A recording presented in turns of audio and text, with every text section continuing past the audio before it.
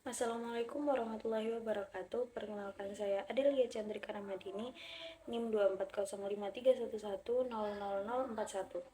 Di sini saya akan menjelaskan mengenai pengertian komunikasi terapeutik dan karakteristiknya.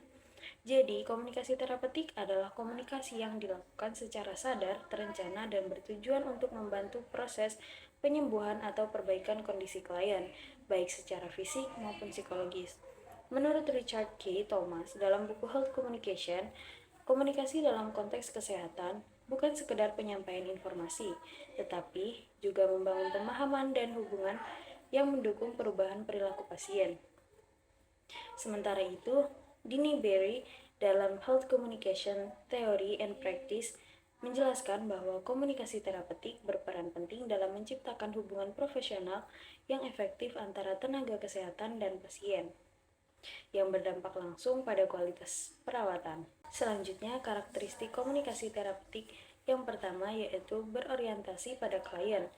Komunikasi fokus pada kebutuhan, perasaan, dan kondisi pasien, bukan sekedar kepentingan tenaga kesehatan. Artinya, pasien didengar dan dihargai. Yang kedua, memiliki tujuan yang jelas. Komunikasi ini tidak asal ngobrol, tapi punya tujuan seperti membantu pasien, memahami kondisinya, mengurangi kecemasan, dan mendukung proses penyembuhan. Terus yang ketiga, dilakukan secara sadar dan terencana. Setiap kata, setiap sikap, dan respon dipikirkan dengan baik agar tidak menyakiti atau membuat pasien tidak nyaman. Selanjutnya yang keempat, mengandung empati. Tenaga kesehatan harus bisa memahami perasaan pasien, menunjukkan kepedulian, tidak menghakimi. Ini bisa membuat pasien merasa dipahami, bukan cuma diobati. Yang kelima, membangun hubungan profesional. Hubungan yang dibangun tetap profesional, tapi hangat dan penuh kepercayaan. Bukan seperti teman biasa, tapi juga tidak kaku. Yang keenam, menggunakan komunikasi verbal dan nonverbal. Tidak hanya kata-kata, tapi juga ekspresi wajah, kontak mata, nada suara, dan bahasa tubuh. Itu semua mempengaruhi kenyamanan pasien. Yang terakhir ada bersifat dua arah. Pasien tidak hanya mendengar, tapi juga diberi ruang untuk bertanya, mengungkapkan perasaan, dan menyampaikan keluhan. Jadi komunikasi terapeutik itu penting banget dalam dunia kesehatan. Jadi komunikasi terapeutik itu penting banget dalam dunia kesehatan, bukan cuma soal ngobrol, tapi bagaimana komunikasi itu bisa membantu pasien merasa lebih tenang, dipahami, dan akhirnya mendukung proses penyembuhan mereka.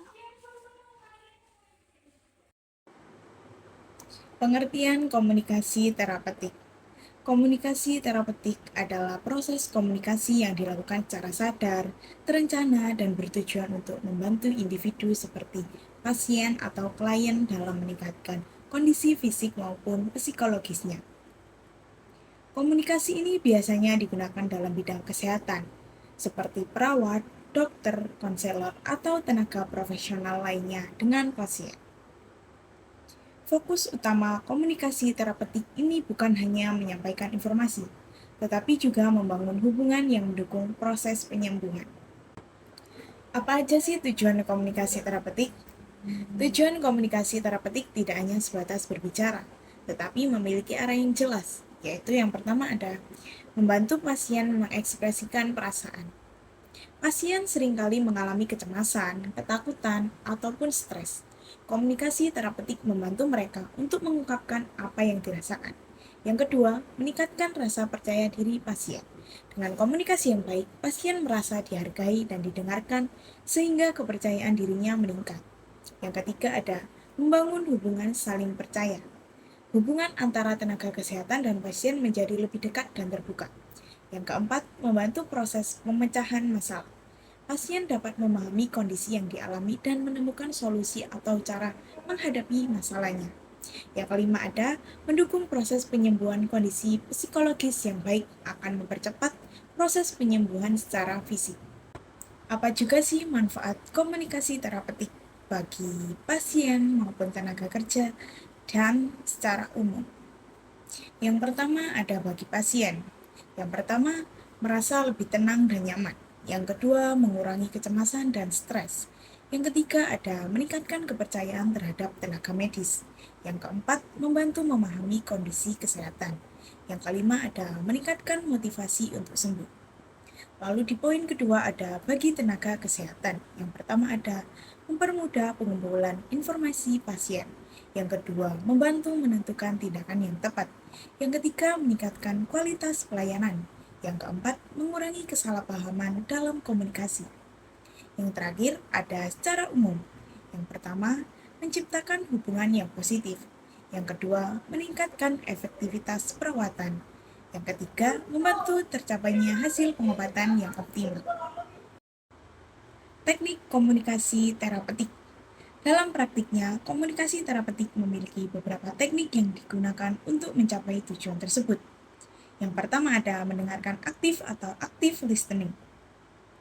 Tenaga kesehatan mendengarkan dengan penuh perhatian, tanpa memotong pembicaraan, dan tidak sibuk sendiri. Contohnya seperti mengangguk, kontak mata, dan tidak sibuk sendiri. Yang kedua ada empati, menunjukkan pemahaman terhadap perasaan pasien. Contohnya seperti, saya bisa memahami bahwa ini terasa berat bagi Anda. Yang ketiga ada memberikan dukungan atau supportive response, memberikan semangat atau dorongan kepada pasien. Contohnya, seperti Anda sudah melakukan yang terbaik. Yang keempat ada mengajukan pertanyaan terbuka. Pertanyaan yang memungkinkan pasien menjawab dengan bebas. Contohnya, apa yang Anda rasakan saat ini? Yang kelima, klarifikasi. Memastikan bahwa informasi yang diterima sudah benar. Contohnya seperti, jadi yang Anda maksud adalah. Yang keenam, refleksi. Mengulang atau mencerminkan kembali perasaan pasien. Contohnya seperti, Anda merasa cemas tentang kondisi ini ya? Yang ketujuh, diam atau therapeutic silent. Memberi waktu kepada pasien untuk berpikir atau mengungkapkan perasaan. Tidak selalu harus berbicara, diam juga bisa membantu. Yang kedelapan ada memberikan informasi.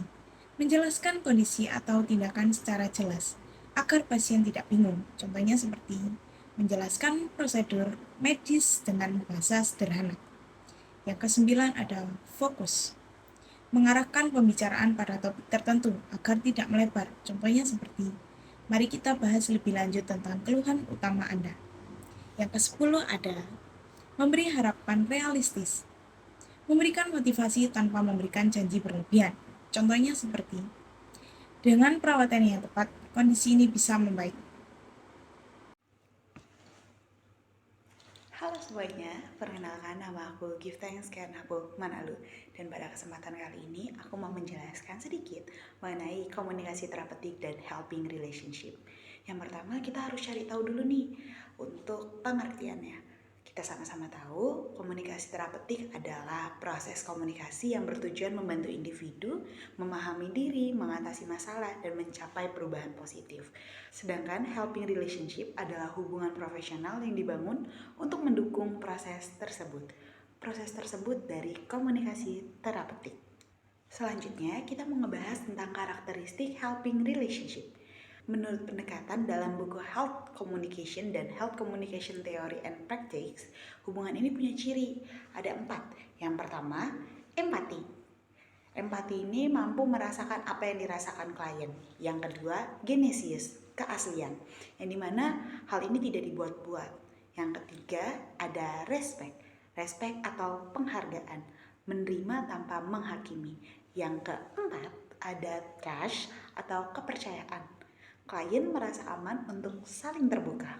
Ada juga tujuan dari helping relationship, terbagi menjadi 4. Yang pertama ada membantu klien mengekspresikan diri. Yang kedua ada meningkatkan kesadaran diri atau self-awareness. Yang ketiga mendukung perubahan perilaku ke arah positif.